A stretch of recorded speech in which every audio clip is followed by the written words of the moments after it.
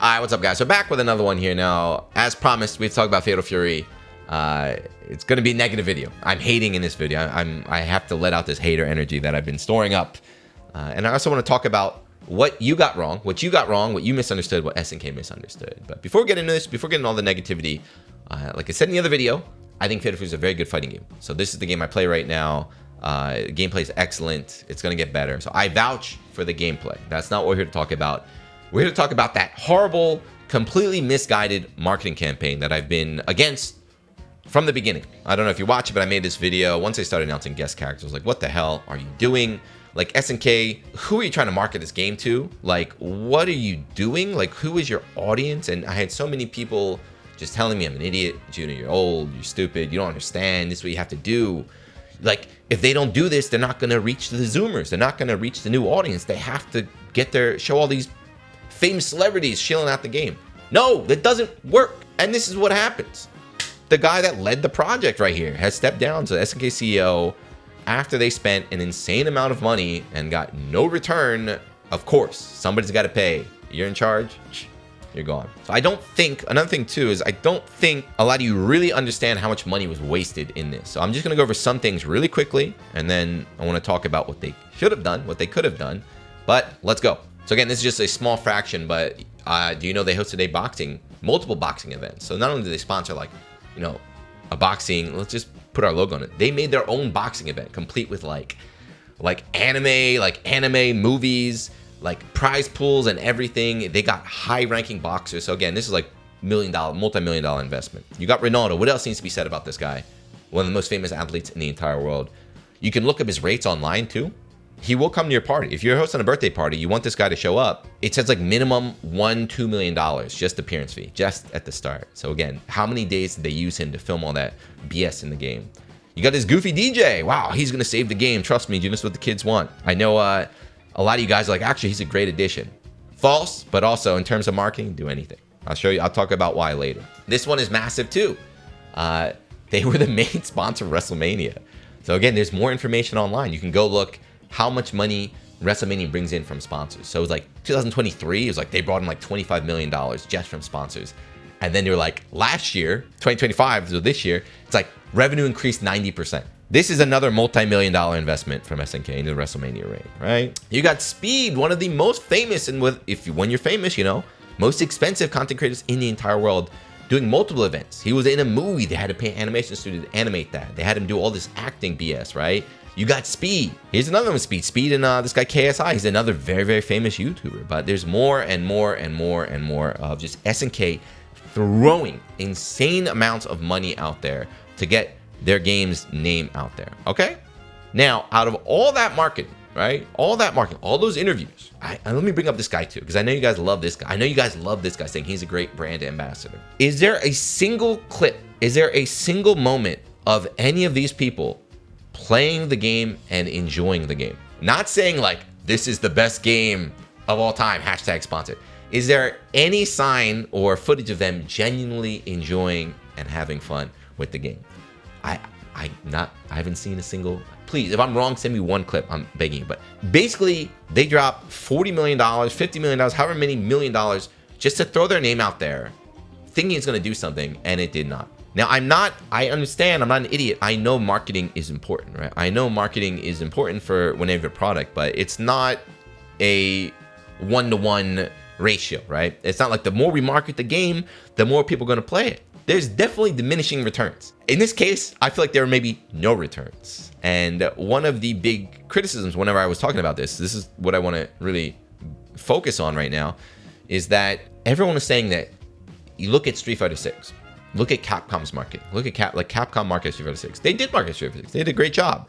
They probably spent maybe less than 10% of what SNK spent to market their game, which I think that's a reasonable amount. Even when Street Fighter was doing it, I was like, that's a good amount of marketing. They're doing some cool stuff. They're not gone too crazy, but the big misunderstanding that everybody has, all you guys have too, is that you think the marketing is what led to Street Fighter's success. So Street Fighter 6, sorry, I want to talk about Street Fighter 6 success. As I've talked about on this channel multiple times, as someone who's lived in Japan and watched the community steadily grow and steadily increase, the explosion happened. The explosion happened not because Street Fighter did a collab with Onitsuka Tiger shoes. Not because Street Fighter had WWE superstar dress up as like Judy or whatever. It was this. It was this. As I said, Reject Fight Night, when this game first came out, the very first Reject Fight Night was absolutely insane. Insane. Shattered all fighting game records to date. Any Capcom Pro Tour, any Evo records just annihilated. So what is Reject Fight Night? If you're not familiar, you might know Sejam Slam, you might know CR Cup, but Reject Fight Night was the first one. This is when you had fighting game pros, people that are, members of the community. You had Daigo, right? You have Fudo, you have Tokido, you have Haitani. Longtime members of the community teaching new players. So the reason why this event was so successful is that you got to see people playing the game, people enjoying the game, people genuinely having fun with the game. There's no better promotion, right? There's no better marketing than word of mouth, genuine word of mouth. And that's invaluable, right? If I see this fucking goofball in an interview, they say, what do you say? It's like, what's your favorite special move? He says, I like all special moves because they are strong like me. Do you think that means anything? Do you think that is going to affect my opinion of the game at all? No. But if I tune into a streamer playing the game, genuinely having fun with the game, I see them having fun with the game. I see them playing the game. I see them improving. I see them saying, oh man, this is great. Like, I want to get better. That is going to have a lot more. It doesn't mean I'm going to buy the game, but that's going to have a lot more impact on my thoughts on the game. So that's what this tried and true formula was. So after Reject Fight Night happened, right, we had CR Cup, Reject Fight Night 2, you have Botanhai, like VTubers are doing it. We said Sejam Slam is on multiple ones out there, but these are community events, right? Community started, community run, where Capcom recognized the value of these after, and they started supporting them heavily, whether it's through in-game items, they support them in-game, they support them on social media.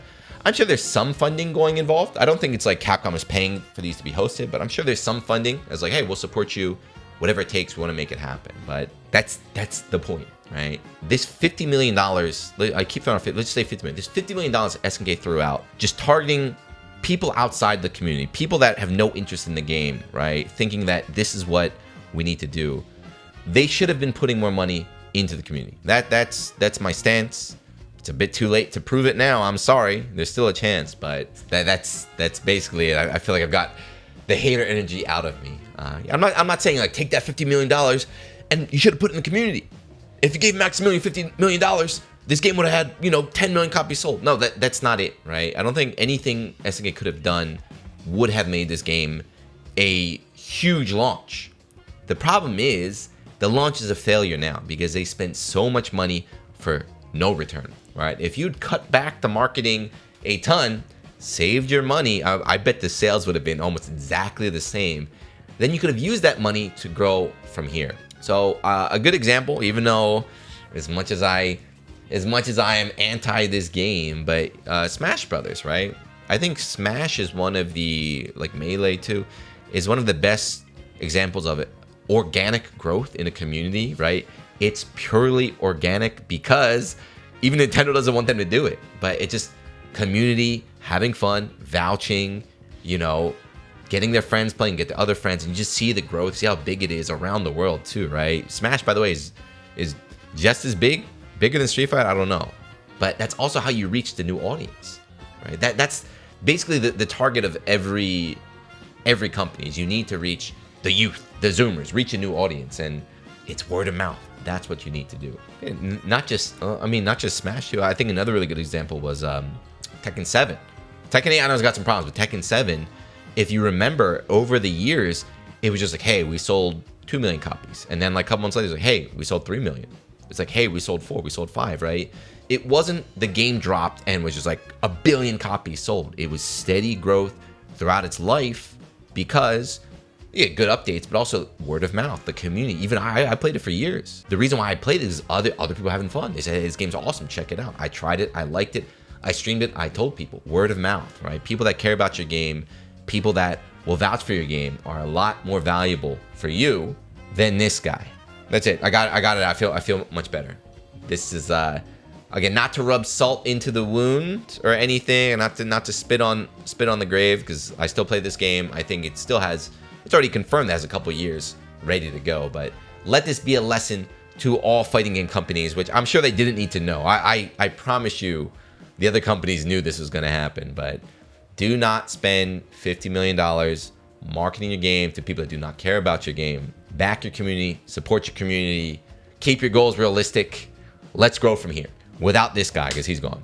Yeah, that's it. Do you disagree? I would love it. Please tell me why I'm wrong. Please tell me why it wasn't the marketing campaign. The marketing campaign was a great idea.